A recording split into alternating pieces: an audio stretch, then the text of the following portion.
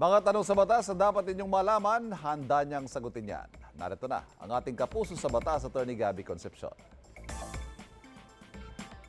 Maraming salamat, Ivan. Naku, marami ang nag-iinit ang ulo kapag ang in-order mo online hindi dumating.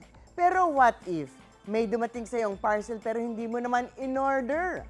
Ang masakit pa rito dahil COD o cash on delivery ay napilitan kang bayaran kahit ang laman hindi mo naman magagamit. Yan ang nangyari sa isang estudyante sa Bicol. Hinala niya nakuha ang mga detalye niya sa kanyang nawalang national ID. Ano nga ba ang sinasabi ng batas tungkol dito?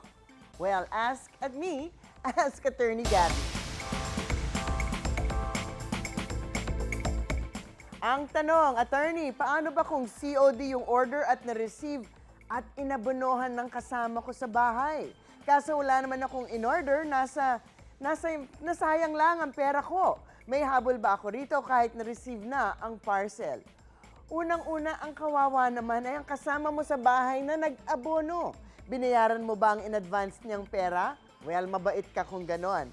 Maaari din kasi na sabihin mo na bakit kita babayaran? Unauthorized payment naman yun Hindi ko naman sinabi na bayaran. Kung nandito ako, sasabihan ko mismo na wala akong ganyang in-order at hindi ko tatanggapin. Well, that being said, of course, theoretically, may habol naman kayo dun sa talagang original na scammer. Pero theoretical lang. Dahil kasi madaling sabihin na may habol kayo dahil na-scam kayo, pero dahil online ito, mas mahirap sila hanapin. Mas mabuti na lumapit sa NBI o police station kung talagang nangangailangan kayo ng tulong.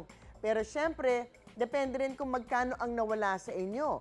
Baka hindi worth it, ika nga, kung maliit lamang ang halaga ang nawala sa inyo. Pero if it's a matter of principle at para mawala na sila, go ahead.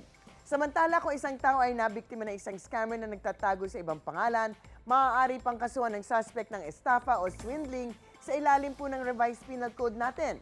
Ang parusa sa estafa ay depende sa halaga ng nawala sa biktima. Halimbawa, kung hindi lalampas ng 40,000 ang nawala sa biktima, posibleng may kulong ng 2 buwan at 1 araw hanggang 6 na buwan.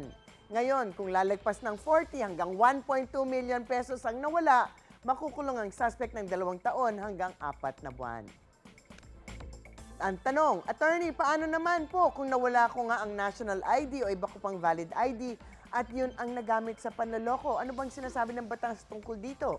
Well, kung nawala ang iyong mga ID, wala naman kayong magagawa, kundi gumawa ng isang affidavit of loss at i-report ito sa mga ahensya na nag-issue nito para mapalitan na. Kailangan talagang mag-ingat dahil ang posibleng daming scam ang maaaring mangyari dahil sa information na nakalagay sa mga ID na yan. Medyo mas okay lang daw kung national ID ang nawala dahil ayon sa Republic Act 11055, ang Philippine ID ay walang signature na maaaring gayahin o kopyahin. Pero of course, pag online ang inyong transaction, hindi na kailangan ng signature. Mas delikado kung ang mawawala ay ang mga credit card dahil nga ang mga access device na ito, may diretsong posibilidad na ma-scam kayo at manakawan ang pera ninyo nang hindi nyo nalalaman. Pero ayon sa Republic Act 8484 o ang Access Devices Law, kailangan mag-report kaagad sa bangko o sa credit card company pag nawala ito. Otherwise, baka kailangan yung bayaran ang mga unauthorized purchase bago kayo mag-report. So, dapat report agad pag nanakaw ito. So, okay, ang mga usaping batas, bibigyan po nating linaw dito para sa kapayapaan ng pag-iisip. Huwag magdalawang isip.